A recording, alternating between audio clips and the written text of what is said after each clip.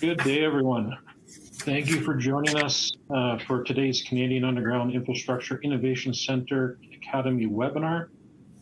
I am Jason Luke, Chair of the QX Education and Outreach Committee and National Discipline Leader for Trenchless Technology with Associated Engineering. And I'll be your moderator for today's webinar entitled Asset Management in Action, Adapting Good Practice to Real-World Context.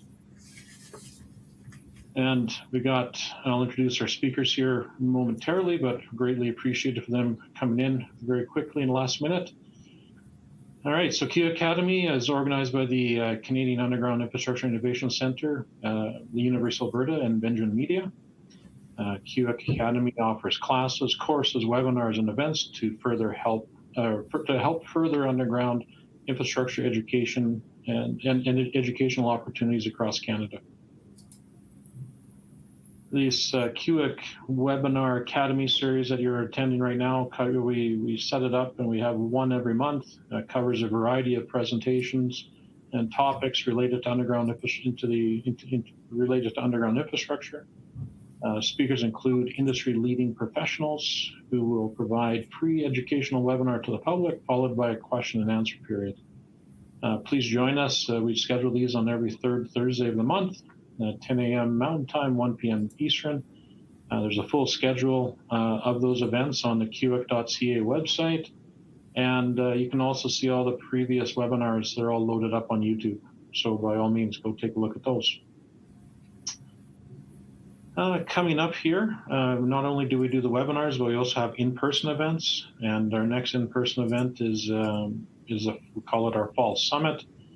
And there'll be a variety of topics there. A lot of it is going to be focused on pipe rehabilitation and safety.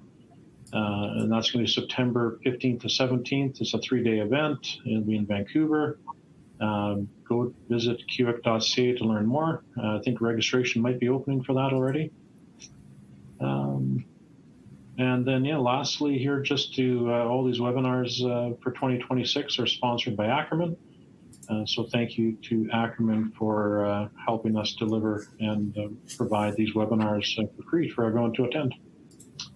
All right, let's get in here now. We'll introduce our speakers. We got two today. First will be Sarah Hetherington, Asset Management and Climate Action Analyst. Sarah is an environmental engineer in training with Associated Engineering Strategic Advisory Services Group in Calgary. She specializes in asset management and integrated advisory, combining her skills in data analytics, climate resilience, and sustainably focused design to help clients make informed infrastructure decisions. Her academic and professional experience spans environmental modeling, life cycle assessments, and climate adaptation strategies. Sarah transforms complex data sets into meaningful insights, supporting communities and planning for both present needs and long-term value. And we also got Graham Lang. Graham is a professional engineer and asset management specialist with over 35 years of experience in water, wastewater, and infrastructure projects. He has managed the conceptual planning, feasibility, procurement, contract administration, construction, and commissioning stages for many water and wastewater projects. As an asset management specialist, he's assisted a range of clients in the development of asset management practices, business process, asset management planning, life cycle strategies, and investment planning and prioritization. So I'll welcome both of them today. Thank you very much. And then, as always, we'll have a question and answer period afterwards. Please enter your questions as the presentation goes on. And at the end, I'll bring those up and we'll quiz our presenters. Anyway, Sarah, it's over to you. Thanks, Jason. Much appreciated for that fantastic intro. So today's session is really about these practical insights, what asset management looks like in practice and how organizations can apply it in ways that work for them. So we're not here to present a single right way of doing things, as there's really no one size fits all. Instead, we're going to walk through a couple examples that show how different organizations approach asset management based on their needs, capacities, and priorities. So what is asset management? When people hear asset management, they often think about pipes, roads, maintenance plans, maintaining physical assets, but it's so much more than that. It's really about this whole systems thinking, understanding, for example, how assets interact with each other, with the environment, and with people who rely on them. It's also about balancing cost, service, risk, and also recognizing the role of people, information in decision making. So a couple actual definitions before we move on. According to the International Standards Organization, asset management is the coordinated activity of an organization to realize value from assets. And the Federation of Canadian Municipalities describes it as an integrated approach involving all organization departments to effectively manage existing and new assets to deliver services to customers. So at its core, asset management is a coordinated organization-wide effort to deliver value. That means aligning departments, using consistent information, and making decisions that reflect community needs. One of the most important ideas that we have here is that asset management is everyone's responsibility. It's not just engineering or operations. It also involves finance, planning, leadership, and really, all the frontline staff. Everyone has to work together. So why does this matter?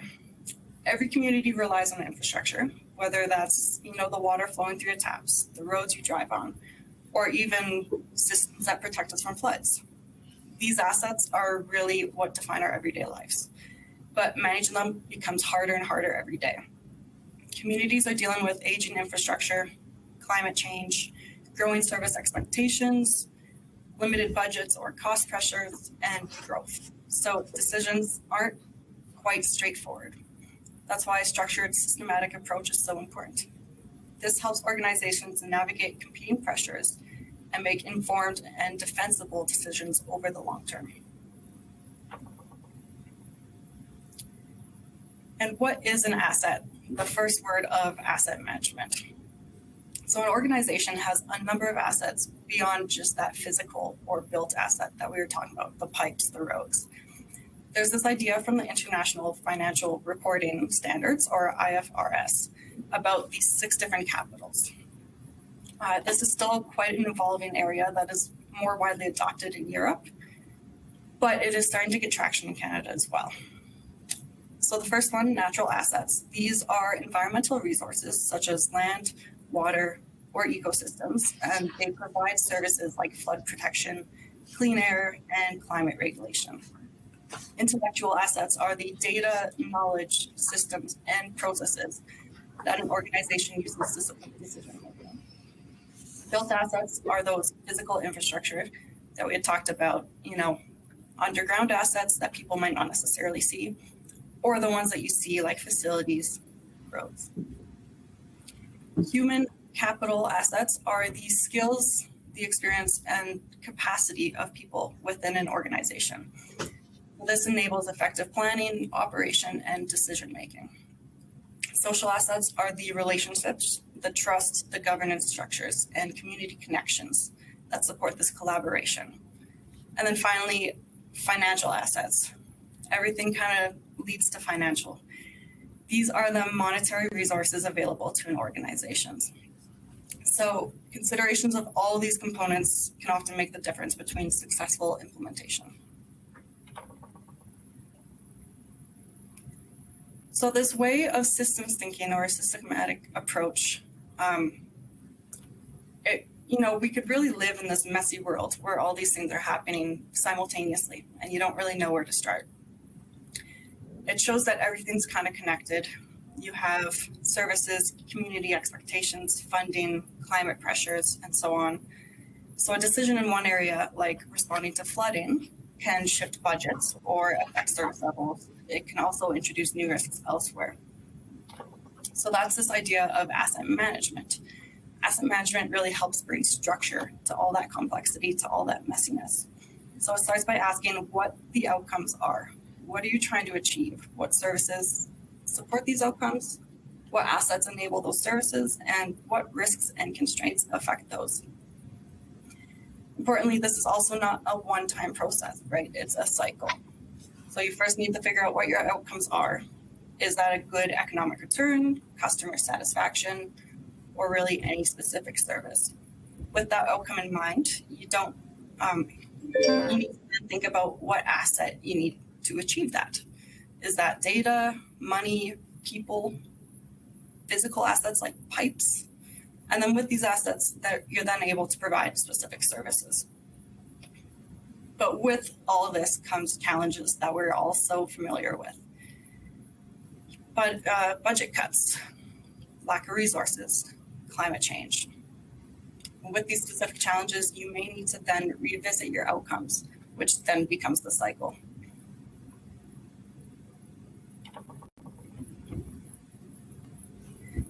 So in order to do all this, we do have to follow some standard guidelines. It's not all stuff that we just make up because we feel it fits right.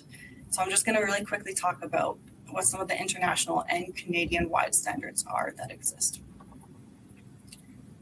So the first one is the ISO 55000 series, which is one of the main international standards for asset management.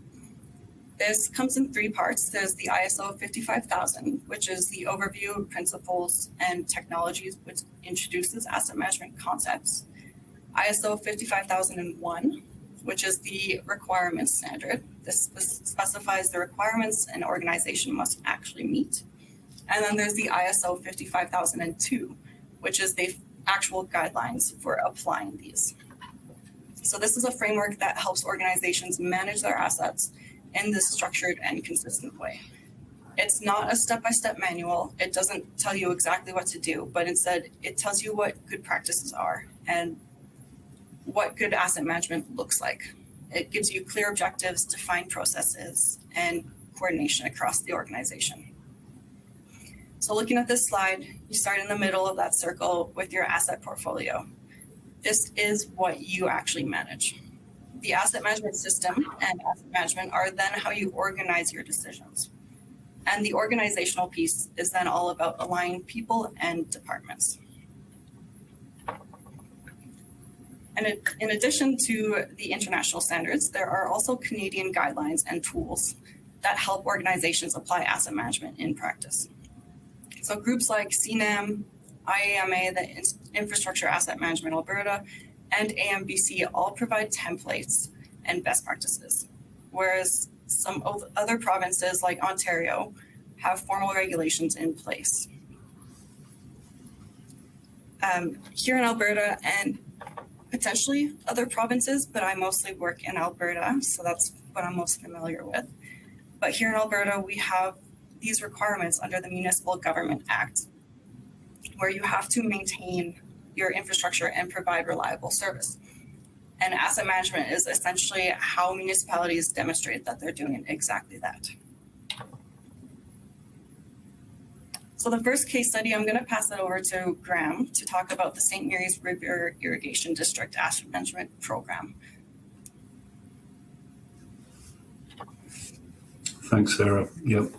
So this is just a fairly typical example project of what Associated Engineering and other practitioners do in asset management practice.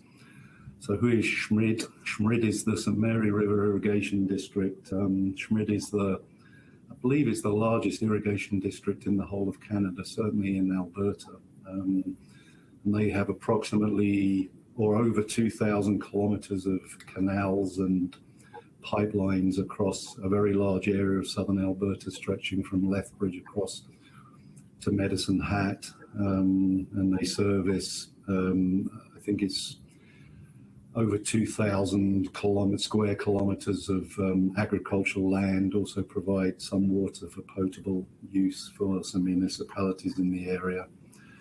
And I think it's 2,500 irrigators, separate irrigators. So it's a very significant system, and it's extremely important to the prosperity and economic status of southern Alberta, which is very agriculturally dependent. So irrigation water, and as climate change becomes more of a reality and we get hotter, drier summers, the need for irrigation water is absolutely paramount in supporting that. So St. Mary's River Irrigation District, in one form or another, was previously sort of separate districts, but they've been amalgamated into this one organisation now.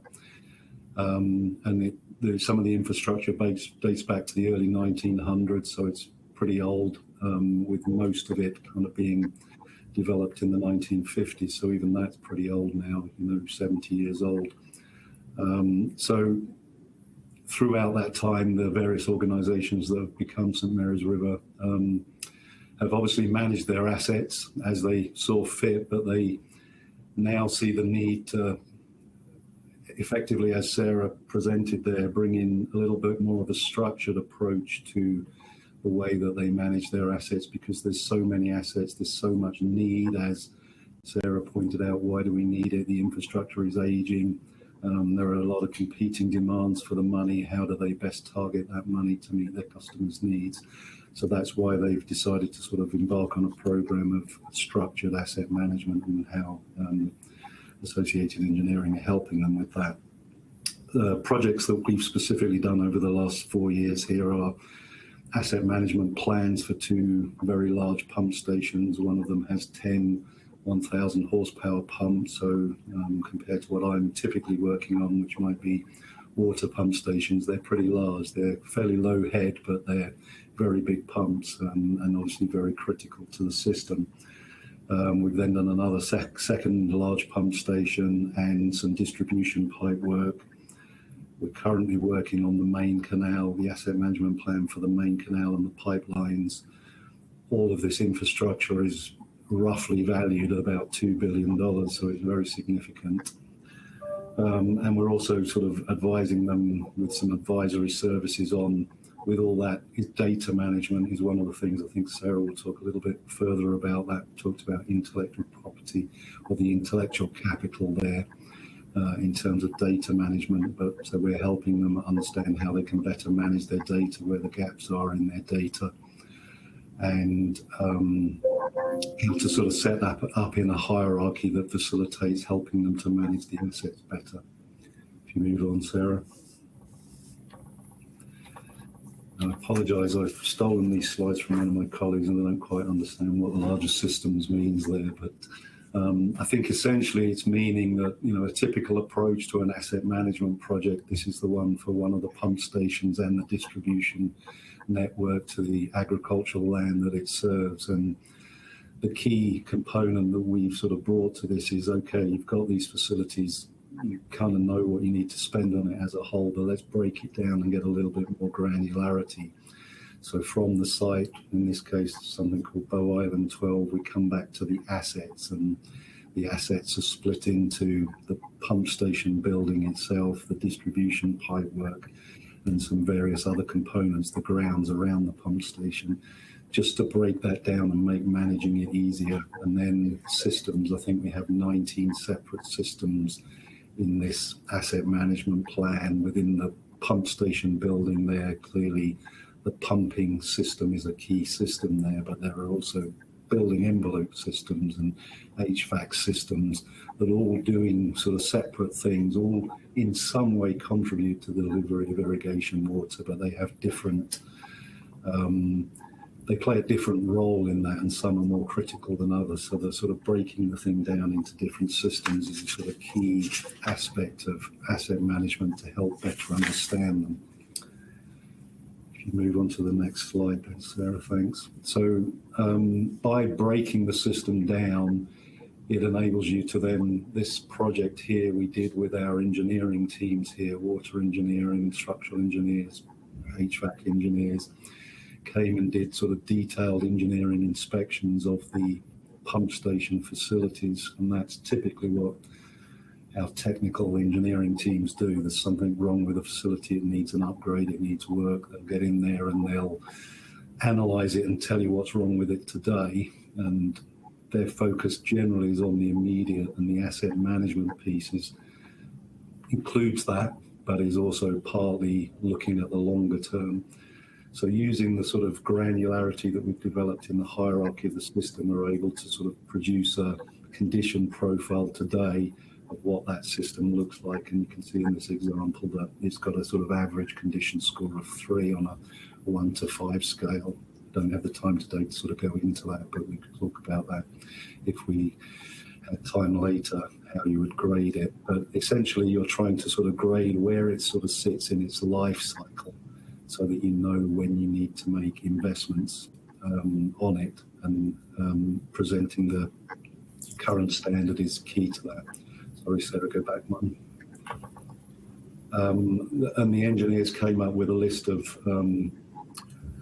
immediate needs, which are the things plotted on the bottom left there. So over a 5-year period, they said these are the things that need to be spent in the relatively short term. A bit ironic that it's 6666 there, but we'll ignore that. But as I said, the sort of asset management thing is looking sort of beyond that. It's recognizing that's important, but it's looking at what other investment needs are needed down the line. Okay, next slide, Sarah. So that's where this sort of longer term outlook looks at, and that from that condition profile and understanding where something is in its, if you say it's in fair condition, it's sort of in the middle of its life. How long does it have left? When does it need any midterm investments to rehabilitate things to help it achieve the expected life before it needs to be sort of fully recapitalized, and the full value of that asset? The pump might last 25 years. It needs some sort of midlife maintenance, but at some point it's going to be, even if it doesn't need fully replacing, it's going to need recapitalizing to bring that sort of full 25 years back. And that's what this profile is then doing, is effectively looking at the short-term needs and the longer-term asset renewal or replacement or recapitalization needs over time. This is just a unconstrained forecast. It's not looking, it's just for one part of this system, I think. It's just looking at assuming there's no budget restrictions. Of course, we know there's always budget restrictions, so a risk lens is applied to this, and I'll talk a little bit more about the risk in a minute. But effectively, if you did nothing, that line in the graph on the bottom left is showing if you did nothing, the risk is going to increase of some form of failure and impact in terms of service delivery of irrigation water. So I think here it sort of doubles, or more than doubles, trebles over the period we've got there. Whereas if you spend that money, you're maintaining the average condition profile, potentially improving it, but you're also reducing the risks that you've identified to the delivery of service. In this instance, on this case study, the client, looked at all this and thought, yeah, it's a lot of money and we need to sort of prioritize it. And something that was really meaningful for them and bringing it there to make sense to them was this understanding how much it costs per acre. As I said earlier, they've got sort of over 2,000, I think it's 500,000 acres of irrigation land that they provide water for, and understanding the cost of that per acre was a sort of lights on moment for them. Oh, that's useful. That's really useful. We'll use that. So basically, long-term financial forecasting alongside the immediate needs is a sort of key component of these asset management plans. If you move on to the next slide, Sarah. When I talked about risk there, that was an unconstrained profile, and potentially you don't have the money to do all of that now. So risk and the concept of level of service, what service are you providing, is sort of key in being able to prioritize that investment and produce a plan that fits more realistically with any budget constraints that you have. So this is just an example of a kind of fairly standard 5x5 matrix of plotting consequence against likelihood to establish risk. And what we're really doing here, and we've done this one in 3 kind of dimensions: service delivery, i.e. water; serviceability, which is where some assets are not directly involved in delivering water. They might be lifting equipment or something like that. They still need to be reflected so that they don't keep slipping down the priority list, because they're important for the sort of operability, serviceability of the system. And then economic, obviously, or financial, is about knowing, what money is going to be needed at certain points in time to fund these renewals or into other interventions. But really, it's about sort of plotting and understanding where those risks sit today and how they will change in the future. And that sort of the words there are the sort of typical approach to that you've got to do something for those things in the top right-hand corner. They're serious, they're going to cause you some serious problems with your customers or the municipality or whatever, and they need some sort of action plan immediately. The stuff in the bottom left you can generally sort of accept and just maybe track a bit, but you're prepared to leave it. And then stuff on the top left is reactive. That might be things that, yeah, they're going to fail, but you're going to let them fail, and that'll just be a sort of run to fail type risk strategy there. The stuff in the middle is the harder stuff to deal with, where you've got to sort of plan and understand, you know, how you're going to manage that, because gradually all of that will, on this graph, as the likelihood of failure changes in time as the assets age, that's all going to sort of float up the graph into the red. So that type of typical risk analysis is often used and is in these asset management plans to help prioritize that investment profile to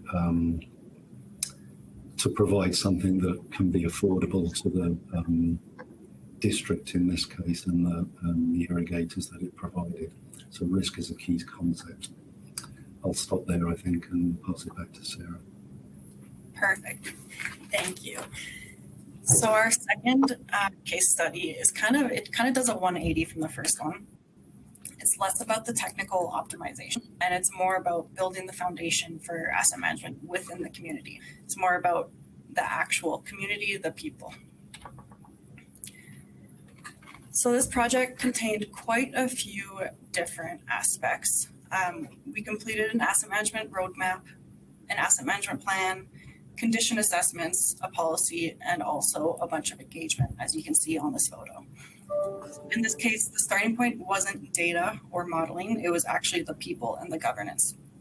Key elements included leadership and council buy-in, connecting asset management to community values, and ensuring alignment with broader policies. So this project was not about the consultants, it wasn't about us, it wasn't really about the end deliverables or, you know, laying a pipe in the ground because you need more water, but it was more about the ongoing effort, connecting all this stuff on an actual ongoing basis. When we, like Associated Engineering or any other consultant, works on these projects, it's really not about any individual. It's about the actual community overcoming this barrier and creating the system that continues to function over time, even after the project is over. Getting into the nitty-gritty detail is typically not as important, especially for First Nation clients. So it's important to always tailor your approach based on your client. For First Nations, they typically care more about their culture. And as we know, this is really a team sport. It's not a sole responsibility. So one of the portions of this project was completing a 5-year asset management roadmap. And this roadmap really shows how asset management could be implemented in this structured and achievable way. We worked with them to determine what was actually a realistic approach for this. So what's important here is that it's not focused on building new infrastructure. It's focused more on building organizational capacity. So for example, we have clearly defining roles and responsibilities, establishing governance structures, training staff, or even improving coordination across departments. These are all elements of this systematic approach. They create the conditions for consistent, informed decisions. But it's also really important to note that just because we did a 5-year roadmap does not mean that the projects end at 5 years or that they have to be completed in this time frame. It's just a starting point for them to know where to go next. So I could probably spend a lot of time talking through each of the individual projects, but I'm not going to do that. So I've just picked out 2 that I'm going to quickly talk through. So the first one is defining asset management roles and responsibilities.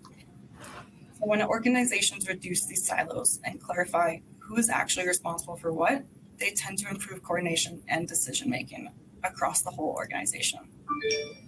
So this is a really great example of how people and processes are just as important as those technical tools and all the data in asset management. Another key piece is integrating climate risk and resiliency into decision making.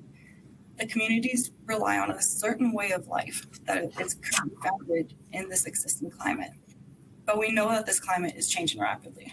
This isn't just about protecting infrastructure, it's also about ensuring communities can continue to function and adapt as these conditions change. And again, this comes back to the people. It's about building understanding, providing decision makers with the right information, and also enabling more resilient choices over time. So really quickly, I want to talk about a few examples that highlight how asset management applies across those different types of assets that I had talked about earlier, the natural, physical, intellectual. So these are more of a rapid look at them. They're not going to be such a deep dive, so they're going to be a quick look. So the first example is looking at natural assets. So the City of Calgary Natural Asset Valuation Project focused on understanding how natural systems like wetlands or green spaces are able to provide services. These services can be stormwater management, temperature regulation, stuff like that. This systematic approach comes through in helping identify these assets, quantifying their benefits, and also incorporating those into decision making. This really allowed asset owners to determine the environmental impact and project impacts. So really, this allowed organizations to consider a broader range of options when planning investments. So a great example of a type of project that this would lead into would be a triple bottom line assessment. So in TBLs, you look at environmental, economic, and social impacts of a project.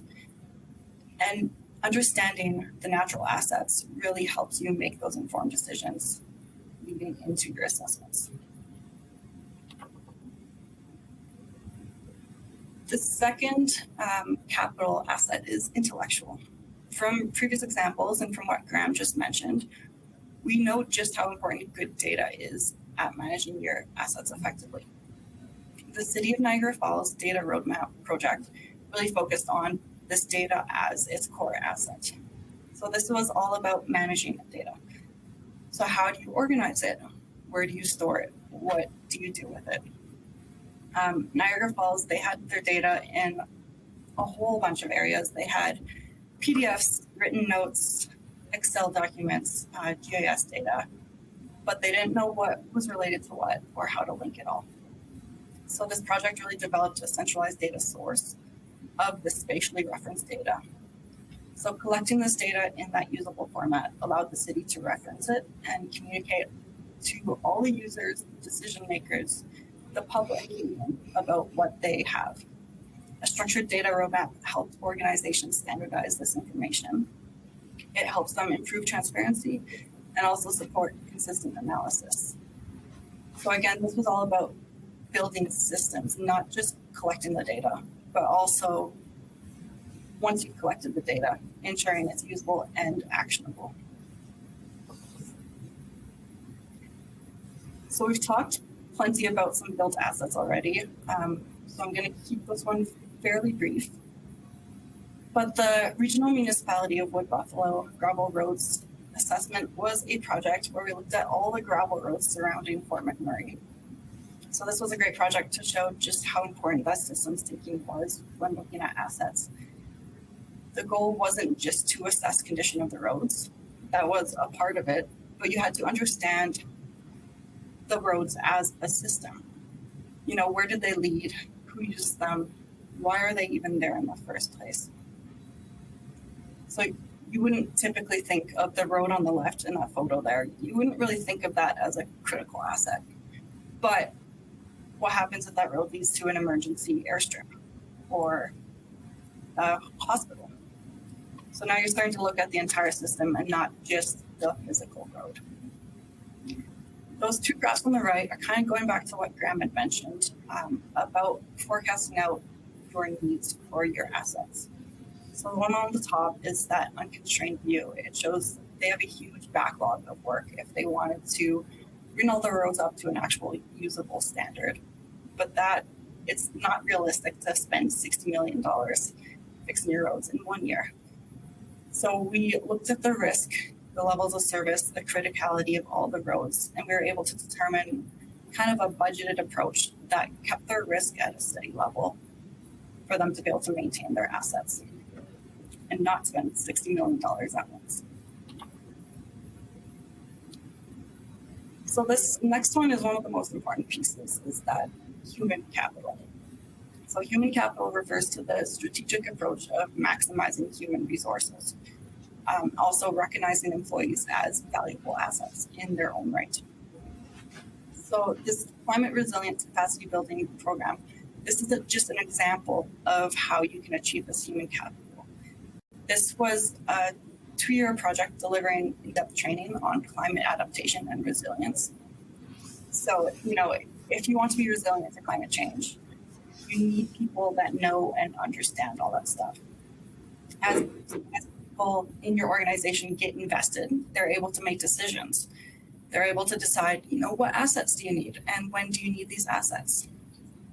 So really the key takeaway of human capital is when organizations invest in this training, they invest in their people, they're strengthening the entire system, the entire organization, not just one project or one asset. And social capital. So this component of social capital looks at the context of the organization and their relationship and reputation. It's really about their relationship with their surrounding communities. So it's about teams working together and giving lots of people the opportunity to buy into these aspects. So we worked with the City of Regina to help them navigate and implement asset management at a corporate level, which meant we had to foster communication between service areas, business groups, senior administration, council, even the public. So the city was really looking at ways to improve the practices and build consistency over time.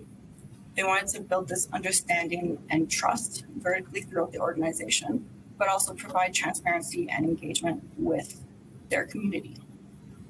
So this was done with a lot of workshops, as you can see on the slide. All the different colors of the sticky notes represent different perspectives, different people. So engagement really helped ensure that decisions reflect community values and priorities, and not just the values of one single person or perspective. And it ensures that these plans are supported and implemented in an effective manner. So finally, financial capital is the last of the 6 capitals. So bringing together all the types of capital we have already talked about, you're really able to determine your demand for funding. How much money do you need to support the services you provide, both now and in the future? So if you take what we've talked about previously, that whole need for funding that's shown on the left side, you can determine how do you get that funding. So sources of funding can include taxes and utility rates, which are typically the most stable and predictable. There's reserves, which are funds set aside over time, grants, government funding, and then there's also sometimes debt financing for larger capital projects. So a systematic approach helps organizations understand the trade-offs, and it helps them make transparent, defensible investment decisions. So looking at this chart, all the items in green are typically easier to promote, whereas the items in red are more difficult to get for investment. And just a few quick abbreviations.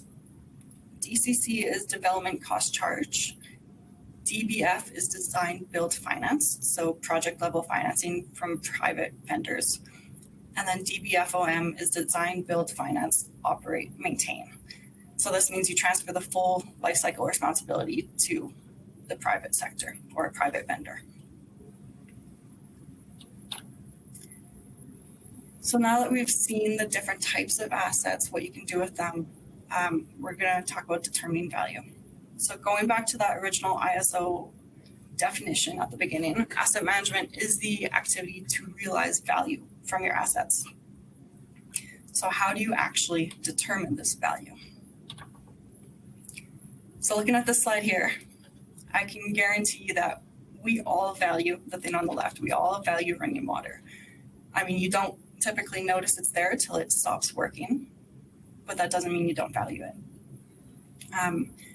But we don't all value the same thing all the time. So me, for example, I love being outdoors and hiking. So this was a photo I took at one of the backcountry cabins up in the Yukon. So I value these cabins and I value hiking trails.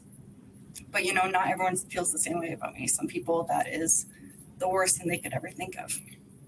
So this just shows that people value different services, places, or even outcomes.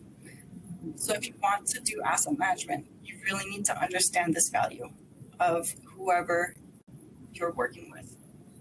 It's not just about this capital cost or O&M cost, but it's about what matters to the community or whoever is going to be impacted by your services.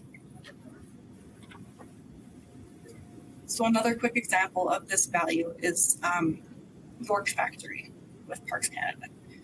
So this building served as the principal fur trade depot for Western Canada for over 200 years. There's value in this actual building, going back to that built or manufactured capital, but there's also both heritage and cultural values in this. But one thing that's not shown in this photo is that there's actually an Indigenous cemetery not even 100 meters away. So the members of that community don't really care about the building. They don't value it the same way that we might, for example. They don't care about what the history of that building is. They would value the cemetery far more than the York Factory. So this has more history and more significance to them. So really, to bring it all together, you know, asset management isn't just a technical thing. It's not just about maintaining your assets. It's about understanding cultural, social, and community perspectives and incorporating those into your decisions. So to wrap up, asset management is ultimately about building this coordinated system. It integrates people, data, processes, and assets to deliver this value over time. And importantly, it's really a journey. Organizations can start wherever they are, and they can continue to build capacity in a way that makes sense for them. So thank you. I guess we'll open it up for questions now. Excellent. Thank you, Sarah. Thank you, Graham.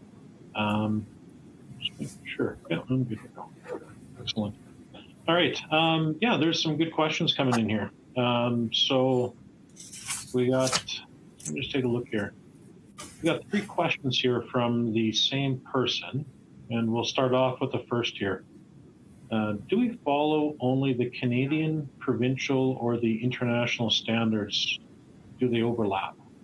In terms, I assume that's related to ISO standards potentially? I'll take a stab at answering that question. I mean,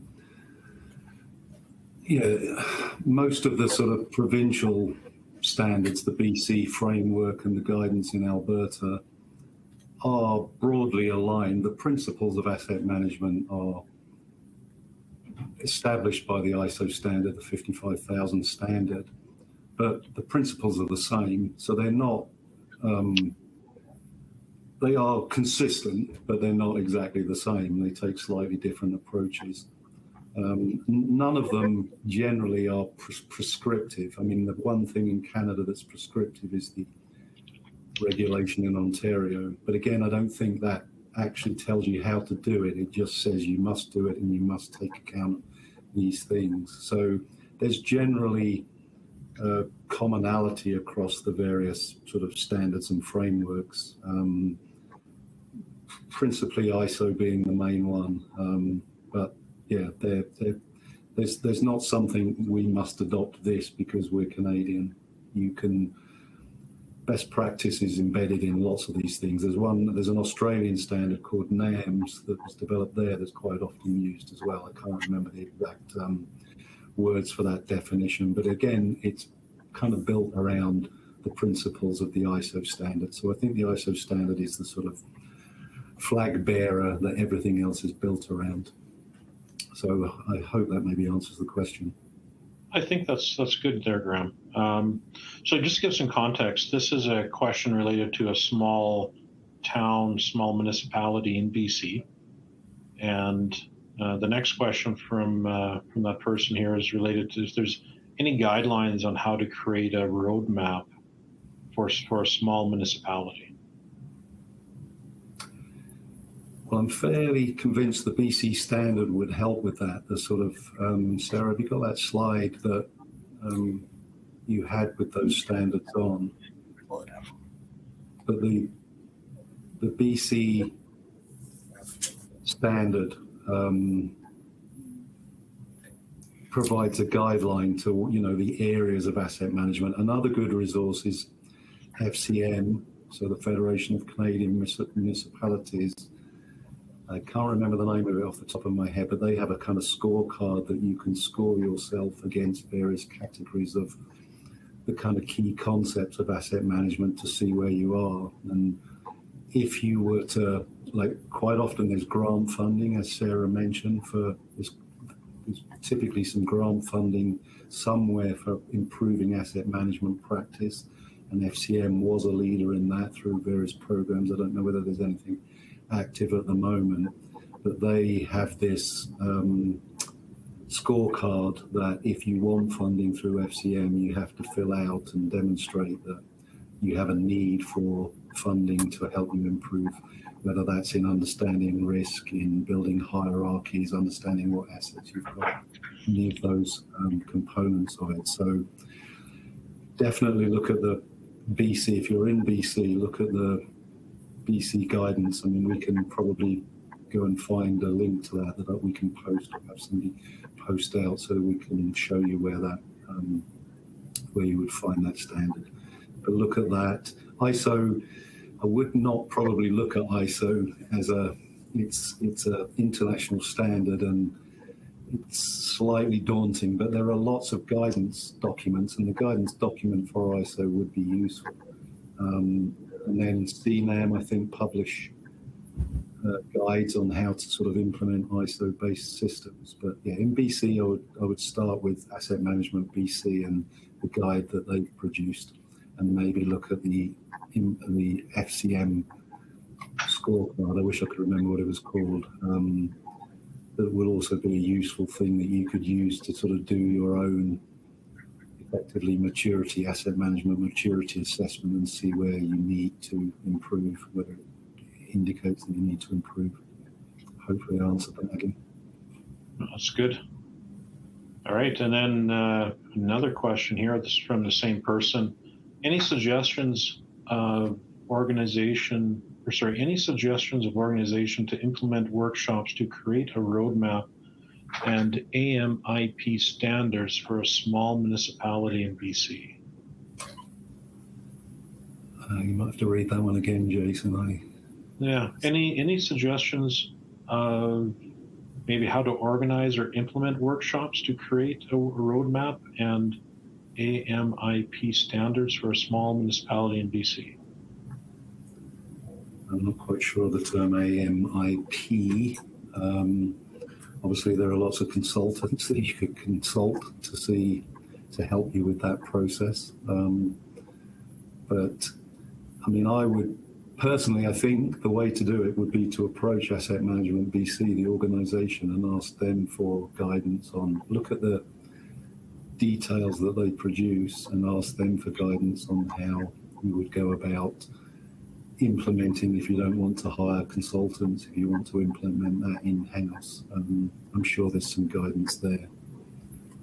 But there are lots of consultants out there that would willingly help municipalities to do what we used to call the maturity assessment. People don't like that because you don't like being told you're immature. So needs assessment is probably a better word, but where do you sit in the sort of asset management journey and having a structured approach? That's normally the first approach. And where are you today? Where do you want to go? And what's the roadmap to get there? If you're just starting out, that's what you would do. But I think AMBC would be the people to speak to about that, and they might be able to refer you to a list of consultants. If you need help from consultants. Okay, that's good. Thanks, Graham. Another municipality in BC.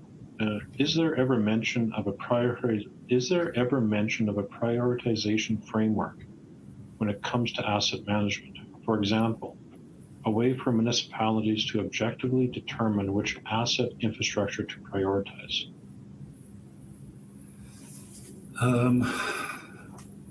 Well, the way to do that is the sort of approaches that we've demonstrated. That's really where the risk piece comes in. In a typical, if you don't enact asset management today, the first thing, there's a simple sort of flow chart. Do you know what assets you own? Do you know what services they provide? Who do they provide services to? What do those receivers of service, customers, stakeholders, interest group holders, what do they value?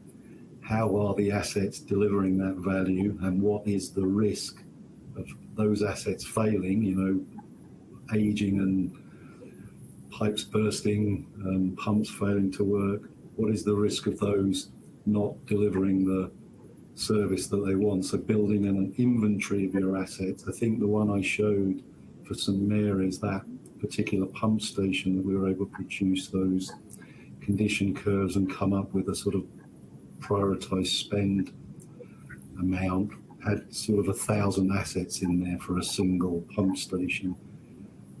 You could start simpler, your road network, your water network, your water treatment plant compared to the pipes that distribute that water, the intake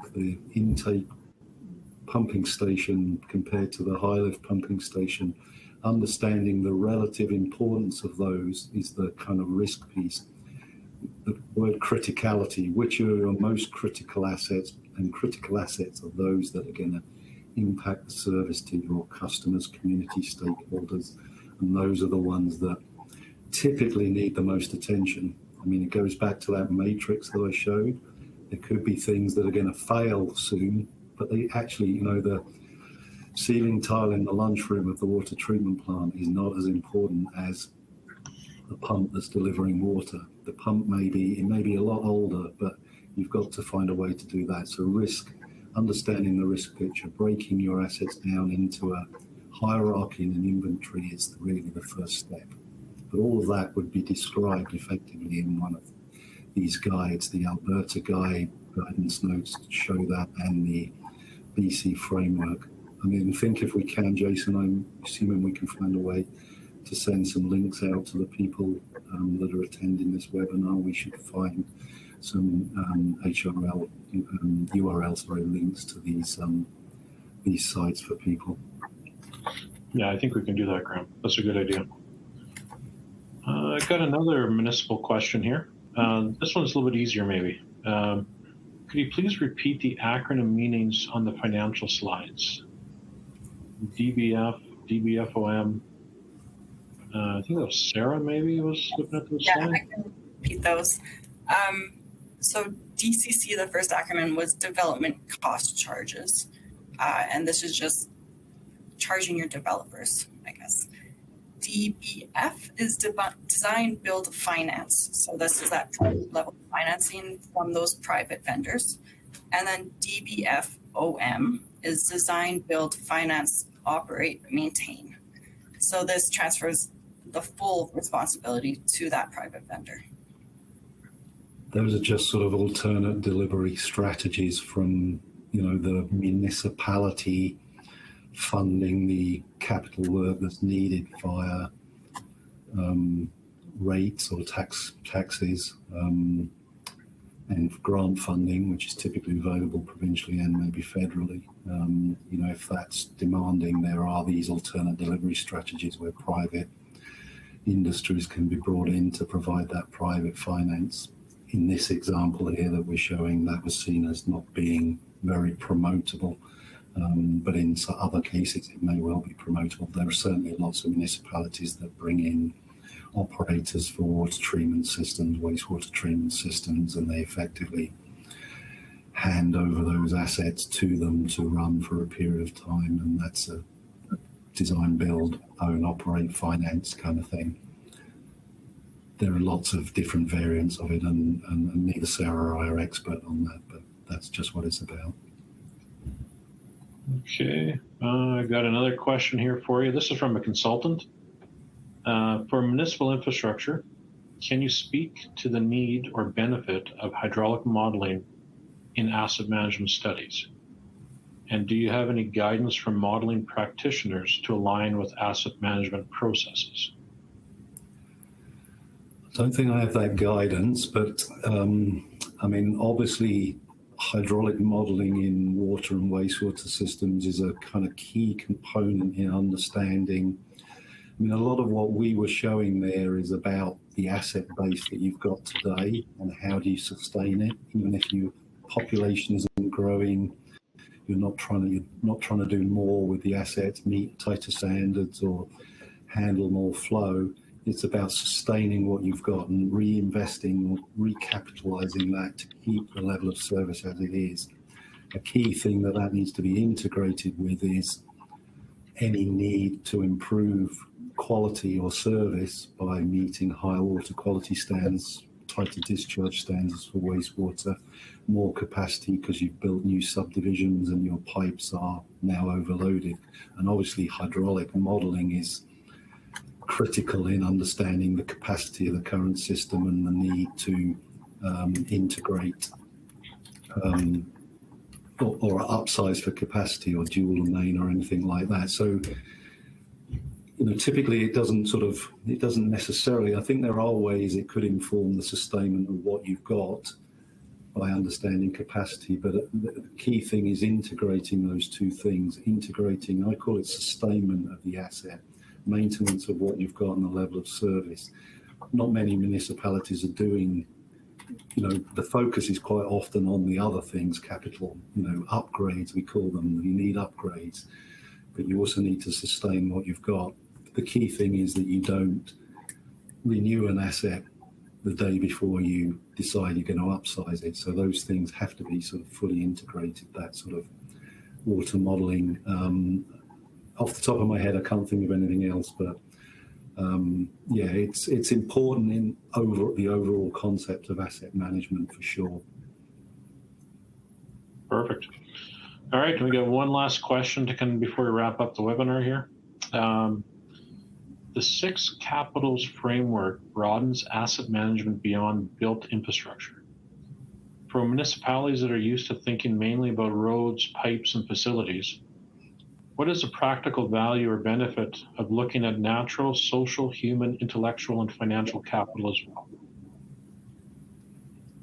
I think that's something that you'd have to determine for yourself. I do agree that we sort of said, I think Sarah introduced that as it isn't just about the assets, you know, and that's what we sort of try to promote, that, you know, none of this is about the assets. It's about what the assets do and the services they provide communities. Service is the key thing here.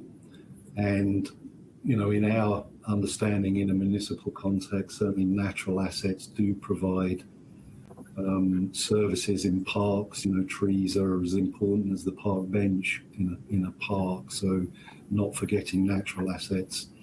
And that, you know, those other aspects, social, you know, ultimately it's for the community, so you need to know what the community values.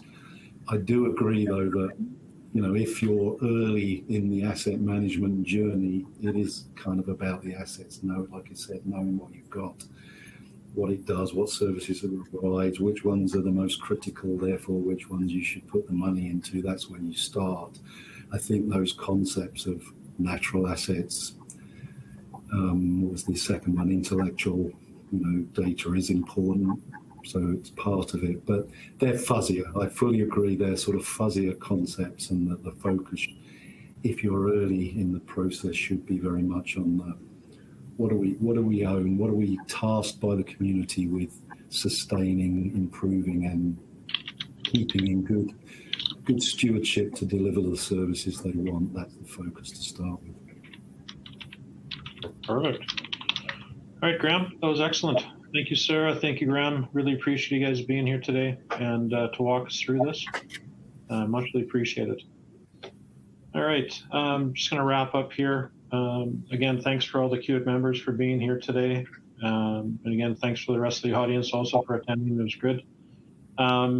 The next CUIC webinar is going to be on June 18th, and the topic is kind of related to building teams and culture related to safety, and it's all about trench safety and the national related to excavation, all those kind of things, about building effective teams to work in those environments. So that'll be on June 18th. You should be able to see emails coming out to register for that. And otherwise, thank you for being here, and hope to see you at the next one. Thanks, guys.